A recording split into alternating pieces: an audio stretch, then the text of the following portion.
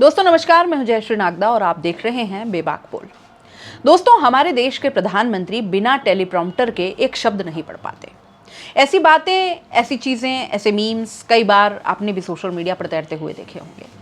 लेकिन एक बात है जो कभी नहीं बदलती और वो ये है कि बिना टेलीप्रॉम्प्टर के वाकई में देश के प्रधानमंत्री एकदम भरी सभा में भरे मंच पर चुप हो जाते हैं। और ऐसा ही कुछ फिर से उनके साथ हो गया है जब दिल्ली में वो एक सभा को संबोधित कर रहे थे। दोस्तों, रोहिणी में दिल्ली में क्योंकि चुनाव आ रहे हैं और उसको लेकर के प्रधानमंत्री मोदी जनता को संबोधित कर रहे थे और वहां पर बोलते बोलते अचानक से वो अपने बीच भाषण में रुक जाते हैं और रुक करके उनकी नज़रें जब इधर उधर होने लगती हैं और तब सभी को पता चल जाता है कि आखिर मोदी जी बोलते बोलते अचानक से चुप कैसे हो गए। और बाद में फिर से सोशल मीडिया पर मीम्स की बाढ़ आ जाती है और लगातार लोग उनको ट्रोल करने लगते हैं कि प्रधानमंत्री मोदी बिना टेलीप्रॉम्प्टर के बोल ही नहीं सकते। इसको लेकर के कई अलग अलग तरीके के दावे भी हैं। हालांकि जब तक ये ऑथेंटिकेट नहीं हो जाता कि वाकई टेलीप्रॉम्प्टर ही बंद हुआ था, तब तक हम भी ये नहीं कह सकते। लेकिन जिस तरीके से जो दिखाई दे रहा था भाषण के अंदर, उससे पूरा ये यकीन हो जाता है कि हाँ, ये दिक्कत टेलीप्रॉम्प्टर की ही थी। और ऐसा नहीं है दोस्तों कि प्रधानमंत्री मोदी ये पहली बार इस तरह की चीज़ कोई फेस कर रहे हों। इससे पहले भी उनके साथ इस तरीके की चीज़ें हुई है। जब वो बोल रहे थे और फिर टेलीप्रॉम्प्टर जब बंद हो जाता है तो प्रधानमंत्री मोदी को आगे शब्द ही नहीं सूझते और वो अचानक से फिर इधर उधर देखने लग जाते हैं और इसको लेकर के वो कई बार ट्रोल हो जाते हैं। और एक ये भी है दोस्तों कि इंटरनेशनल लेवल पर भी उनके साथ इस तरीके की चीज़ हो चुकी है। देखिए ये वीडियो मैं आपको दिखाती हूँ। पिछले वीडियोस हैं और अभी वाले वीडियोस भी मैं आपको दिखाऊंगी जो कल उनके साथ हुआ। देखिए, हम भारतीयों का टेम्परामेंट, हम भारतीयों का टैलेंट, जिस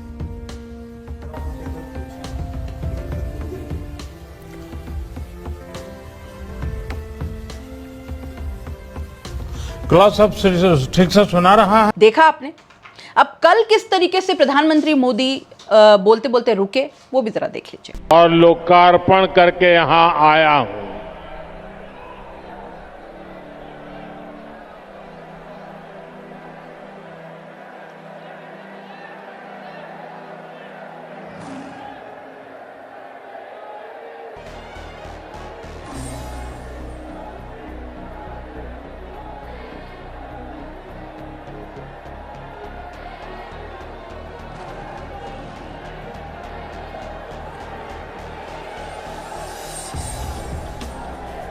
देखा आपने।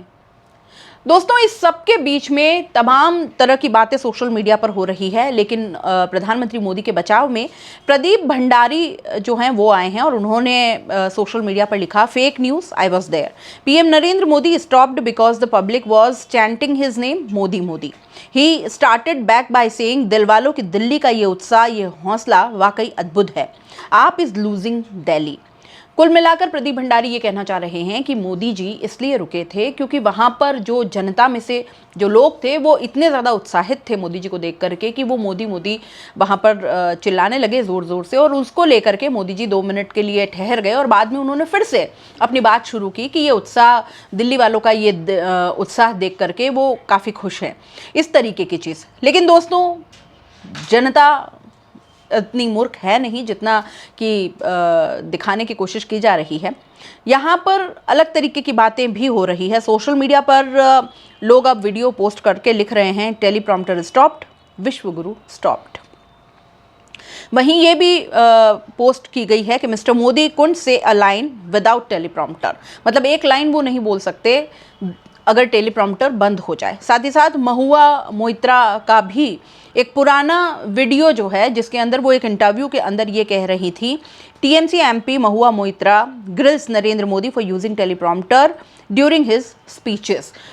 लगातार इस तरीके की बातें मोदी जी के लिए होती हैं कि टेलीप्रॉम्प्टर रुक गया तो मोदी जी रुक जाते हैं। अब इसको लेकर के दोस्तों कई बार ये भी हम सोच सकते हैं कि देश में ऐसे कई प्रधानमंत्री हुए हैं दोस्तों जो अपने बहुत अच्छी भाषण कला के लिए तो नहीं जाने जाते हैं, बहुत अच्छे भाषण भले ही वो नहीं दे सकते हैं, लेकिन क्या हमें ये ज़्यादा चिंता होनी चाहिए कि प्रधानमंत्री मोदी बिना टेलीप्रॉम्प्टर के बोल सकते हैं या नहीं बोल सकते हैं, या फिर हमें इस बात की चिंता ज़्यादा होनी चाहिए कि प्रधानमंत्री मोदी वहाँ से, उस मंच से बोलते क्या है?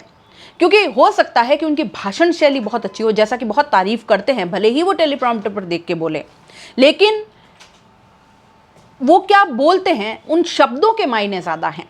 वहाँ से अगर वो भ्रष्टाचार की बात करते हैं तो क्या वाकई में भ्रष्टाचार खत्म हो गया है देश से?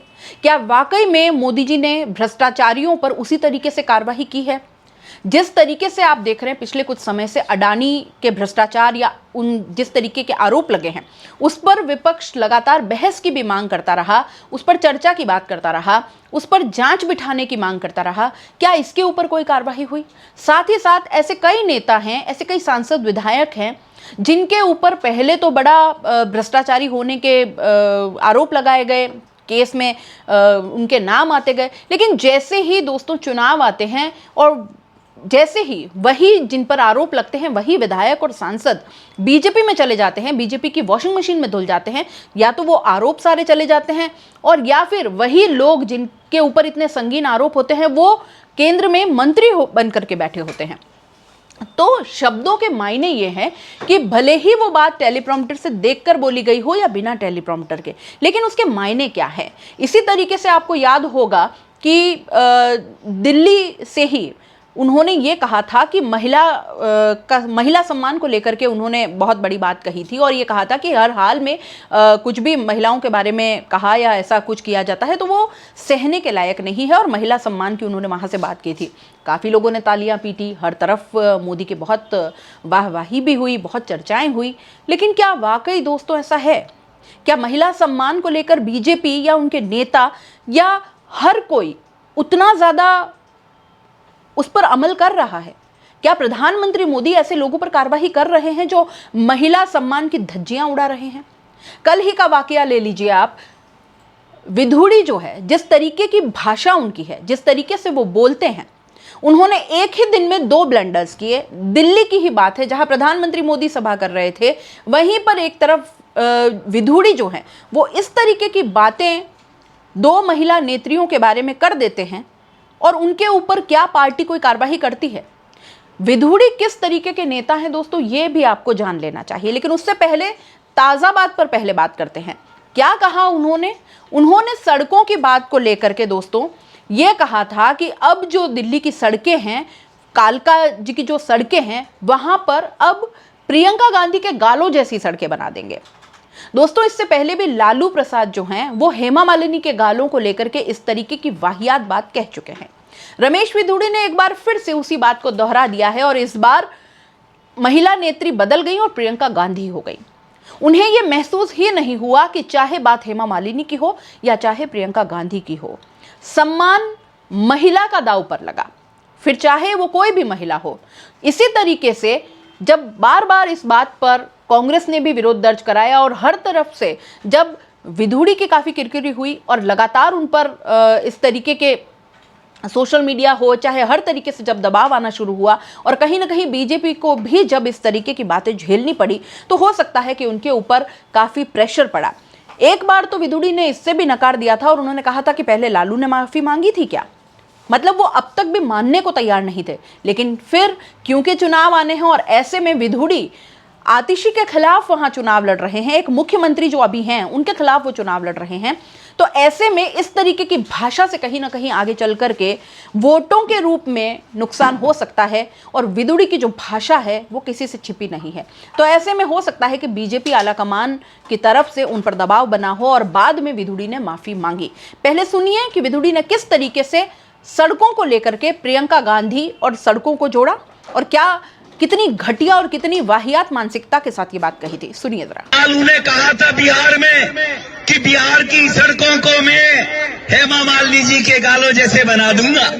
लालू ने झूठ बोला था, नहीं बना पाया, लेकिन मैं आपको विश्वास दिलाता हूं, जैसे ओखले की सड़कें हमने बना दिए, संगम बिहार की सड़कें बना दिए, इसी प्रकार से कालका जी भी सुधार कैंप के सामने वाली, बराबर वाली, अंदर वाली सारी की सारी सड़कें प्रियंका गांधी के गाल जैसे जरूर बना देंगे। सुना आपने? अब आप सोचिए कि एक ये व्यक्ति जो पहले संसद में भी इसी तरीके की भाषा और अपनी मानसिकता का परिचय दे चुका है कि कैसी भाषा शैली इस व्यक्ति की है, अब यही व्यक्ति दोस्तों दिल्ली में चुनाव लड़ रहा है और हो सकता है कि ये चुनाव जीत भी जाए, क्योंकि दिल्ली में बीजेपी जो है वो इस वक्त ये कहा जा रहा है कि कहीं ना कहीं जीतने के आसार है, क्योंकि आप थोड़ी सी कमजोर पड़ रही है और एंटी इनकम्बेंसी का जो है वो सामना कर रही है।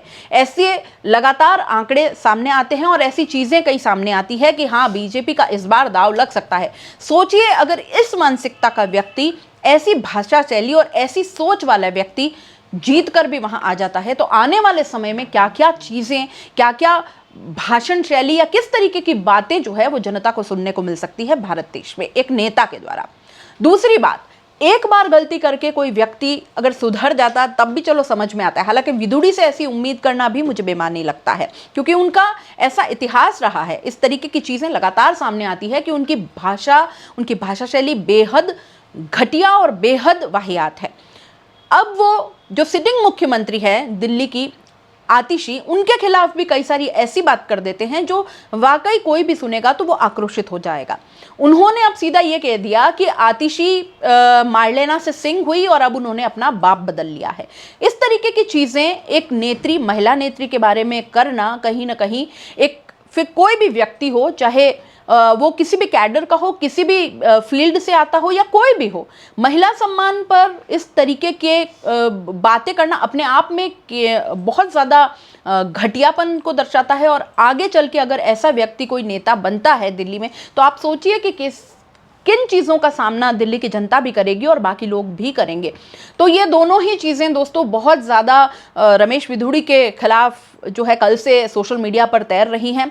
और इसी को लेकर के क्या ऐसे नेताओं पर प्रधानमंत्री मोदी कार्रवाई करते हैं, तो मैंने आपको क्या कहा कि ये ज़रूरी नहीं है कि प्रधानमंत्री मोदी वहाँ से टेलीप्रॉम्प्टर देख करके क्या कह रहे हैं या वो बोल पाते हैं या नहीं बोल पाते हैं। व्हाट मैटर्स इज कि प्रधानमंत्री मोदी जो वहाँ से कहते हैं, क्या वो चीज़ें असल में धरातल पर उतर पाती हैं। क्योंकि मोदी वहाँ से कई सारी चीज़ें कहते हैं, नोटबंदी और ऐसी कई सारी चीज़ें उन्होंने कही। मैं दिल्ली भाजपा के सभी कर्मठ कार्यकर्ताओं से कहूंगा, पूरी निष्ठा के साथ दिल्ली के हर मतदाता से मिलिए, उन्हें आने वाले वर्षों के लिए भाजपा के संकल्प से परिचित कराइए, उन्हें विकास का रोड मैप बताइए। ये भाजपा ही है जो दिल्ली को दुनिया की बेहतरीन राजधानी का गौरव दिला सकती है। दिल्ली में भाजपा ने अपने बेहतरीन उम्मीदवार उतारे हैं। मैं सभी उम्मीदवारों से भी कहूंगा, ये दिल्ली का दिल जीतने का सबसे स्वर्णिम अवसर है। लेकिन धरातल पर उसका क्या असर हुआ, ये हमने पिछले 11 सालों में बहुत कुछ देखा है। छोटे उद्योग धंधे ठप हो गए, लोगों की जो आर्थिक जो रीढ़ की हड्डी जिसको कहते हैं वो कमज़ोर हो गई, उनके बिल्कुल धंधे चौपट हो गए। कई सारे ऐसे एडवर्स इफेक्ट थे जो हमको देखने को मिले। तो वहाँ से कुछ कहना और उसका इफेक्ट धरातल पर क्या होता है, ये ज़्यादा मायने रखता है। लेकिन फिर भी दोस्तों, क्योंकि अब ये वायरल हो रहा है और सोशल मीडिया पर ट्रेंड करने लगा टेलीप्रॉम्प्टर, तो प्रधानमंत्री मोदी के अभी के साथ साथ पुराने सारे वीडियोस भी जो है वो सरफेस पे आ गए और सारे के सारे अब वायरल हो रहे हैं। और अब ये देखने को मिलता है कि प्रधानमंत्री मोदी टेलीप्रॉम्प्टर के बिना एक शब्द भी नहीं बोल पाते हैं। आप इस पूरे मामले को कैसे देखते हैं दोस्तों? अपने राय कमेंट बॉक्स में लिख दीजिएगा। जाते जाते चैनल को लाइक, शेयर और सब्सक्राइब करना मत भूलिएगा। नमस्कार।